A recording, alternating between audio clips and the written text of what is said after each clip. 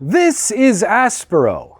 And if you've never heard of it, today is your lucky day. Because although it might not see millions of tourists like Machu Picchu, this is perhaps the most important archaeological site in not just Peru, but all of the Americas. It's one of 6 places on this planet where civilization rose independently. It's a culture that today we call Caral, or caral-supe, or Norte Chico. I'm going to call it Caral. And that's not just because it's easier to say, but also because that's what Dr. Ruth Shoddy called it, and she's the Peruvian researcher who figured out pretty much everything I'm about to tell you about this civilization. Just like Rome across the sea, Caral was not built in a day. We are currently closer to the invention of writing than the first person who lived here would have been to the first laying of these stones. This took millennia to build. And I am not talking about the architecture. Let's go back 8,000 years, 2,000 years before even the very first stone would have been laid here. This would have been a very different landscape. The tip of a long peninsula wrapping around a deep and sheltered bay. It would be a place with birds, fish, mollusks, seals. And it wasn't just that they collected here, it was that they were easy to collect here. If you lived at the end of this peninsula 8,000 years ago, you would have never been short on protein. Nearly half of all the requirements of all human life presented for you like a buffet. It was a near perfect place to live. When researchers first found Aspero, they were so impressed with the monumental architecture here that they proposed a theory of maritime genesis. That unlike those other 5 civilizations, society rose here not from agriculture, but from the sea, from this endless supply of fish that the people of Aspero could have access to. And they were not quite right, because near perfect isn't perfect. This was one of the first cities, that's absolutely true. They did harvest this fish, but the reason it got so much attention as the first city is probably because it's the one that they found first. But a human needs more than just protein to survive. They need carbohydrates, they need fresh water, and those weren't easy things to get here at the end of the peninsula. However, not all too far away, snaking down from the mountains where this desert drops its rain, were 2 seasonal rivers, and through them, small patches of greenery. Greenery that contained carbohydrates, fruits, and perhaps most importantly of all, that life-sustaining water. But it wasn't just that, because humans brought their own gifts, and down from the mountains they would bring squash, chilies, avocados, sweet potato, guava, and corn. They'd fish these rivers and collect together some camelids from the high plains for ranching. This would still be a desert, but between these rivers it would be a fruitful desert. It would be enough to settle down. It would be enough to farm. But at the same time, this early subsistence agriculture did not make for an easy life. If a hunter-gatherer had a bad year, they could just move to somewhere else that didn't. If an early farmer had a bad year, they'd pray and then they'd die. Even today, with all the knowledge we have, it's a hard thing to avoid a bad harvest.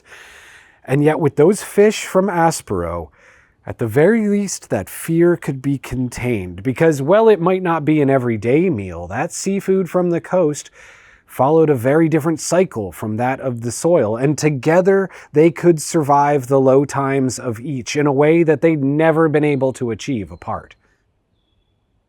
We don't actually know who was the chicken and who was the egg. Maybe the farmers saw potential in the ocean and one day moved to the coast, or maybe the fishermen pushed upstream until one day they weren't fishermen anymore. Maybe both happened at the same time. We don't actually know. All we really know is that it happened. And when it did, everybody benefited. More food meant more children, and with those more children, more pressure on their finite resources.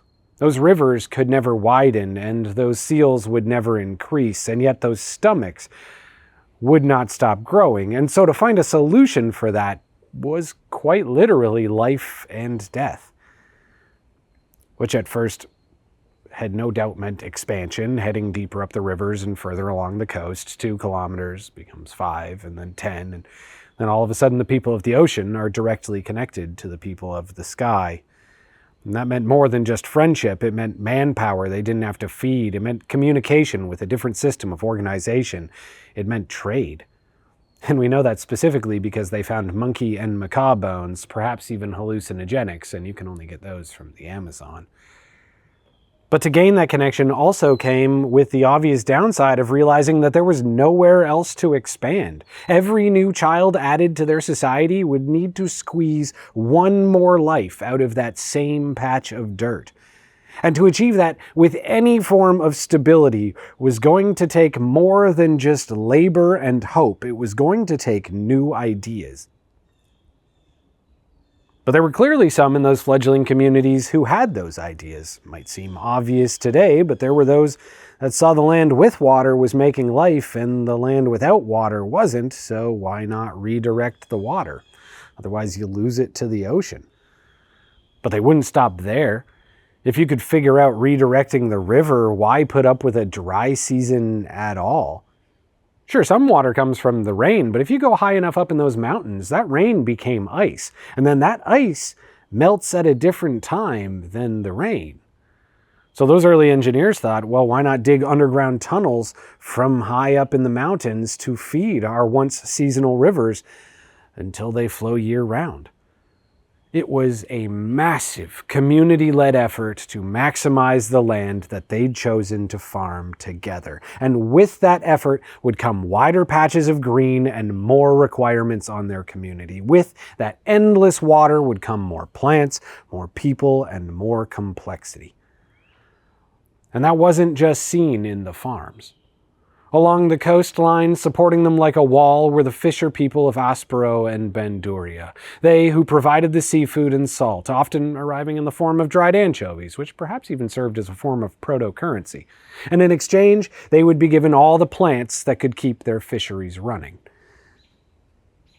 So as their dual populations rose, so too did the demands on that coastline. But there was really only so much that could be collected from the sands alone, and just like with the irrigation, those engineers of Aspero knew that to get the real food, they had to think of something new. With diversification came potential, and with the world's first stable food market, with the people of the river looking for new products to sell to those salt merchants from Caral, they tried to grow something else. Corn only grew once a year, and the more people who grew it, the less fish each farmer could get in return. So why not try a new product entirely? And in those green banks and in the mountains to the north were more than what you could eat. There were tools. There were brown-colored cotton that could be spun into nets. There were gourds that could float and reeds to make rafts. Enough to make massive community-sized nets that could be spread over an area so wide it could feed more people than those rivers could ever hope to create. With those nets, their society could stabilize through hard times. There would always be enough food as long as there were those nets.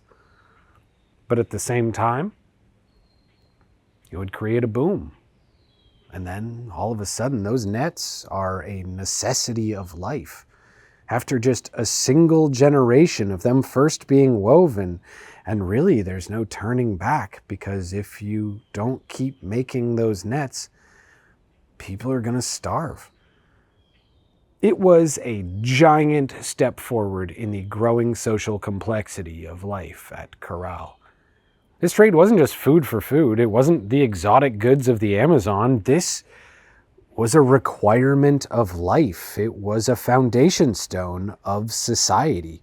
This was proto-industrial living on a grand scale. These weren't just farmers and fishermen, but workers in a decentralized factory that existed to make nets. Everything else was downstream of that now. Pun not intended. Nets weren't everything, of course. They were just a linchpin, but at the same time, try taking away a linchpin.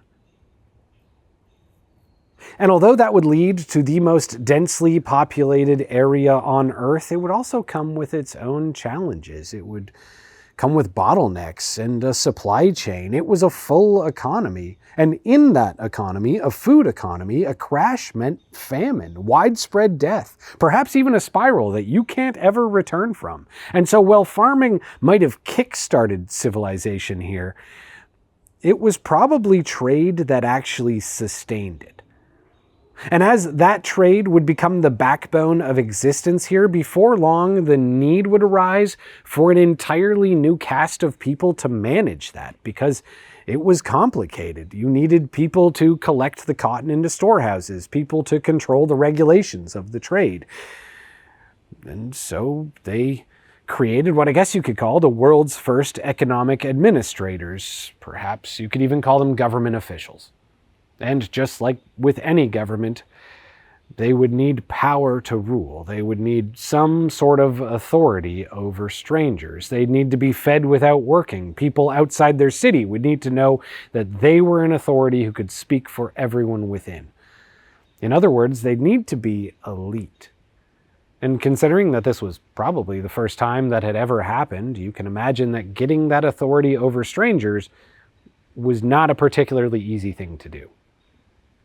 And yet here in Aspero, we see no violence.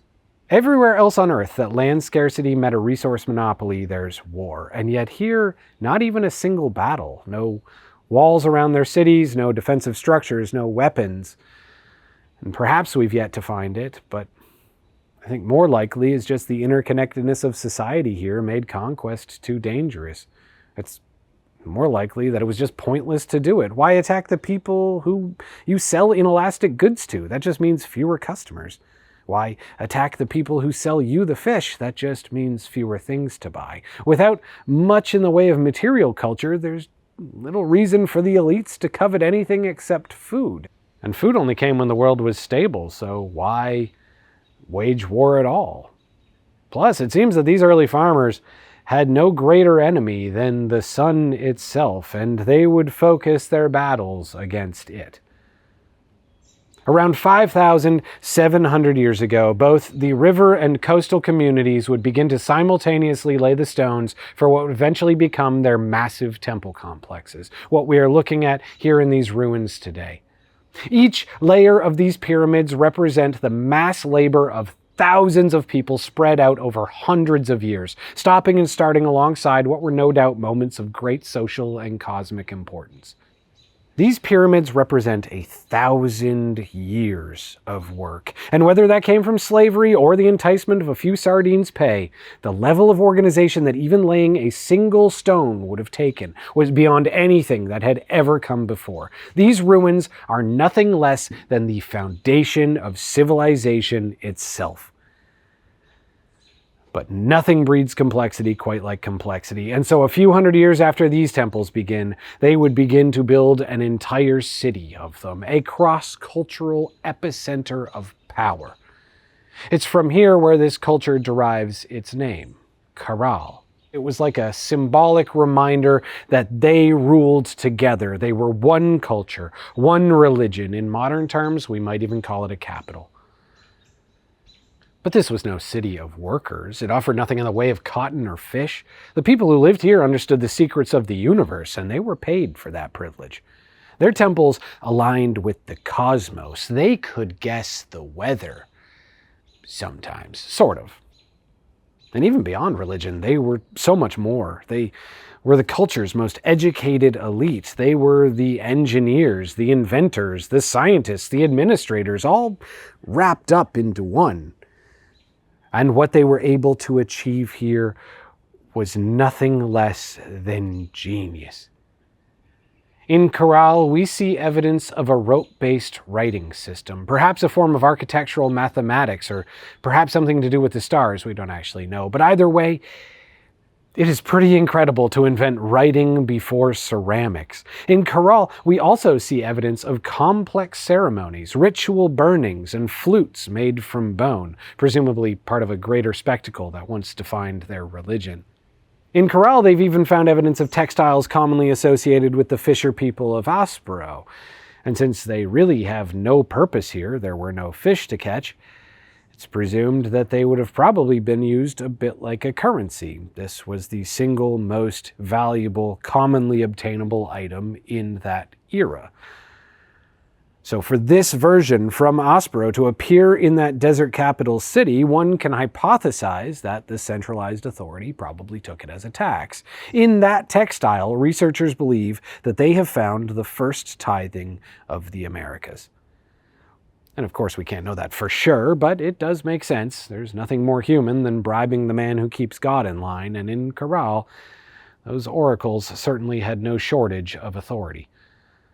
Within a few hundred years, we start to see sacrifices at the center of the temples, and not just the classic pyramid beheadings, but also the burial of children beneath the corners of new buildings, buried alongside bags of rubble meant to help stop earthquakes. One can imagine that their deaths were associated with the stability of the building, and it's been a macabre ritual that appears in many of Peru's future societies as well. In fact, much of what happens in Caral will echo through indigenous Peruvian cultures right up until the modern day, and as awful as that sacrifice might have been in practice, to a historian it's just another sign of that deepening social complexity. Because sacrifice is not a natural decision. It's a bit like slavery. That's something that happens by force. It's a sign of a system that considers itself greater than any of the individual being that it sustains.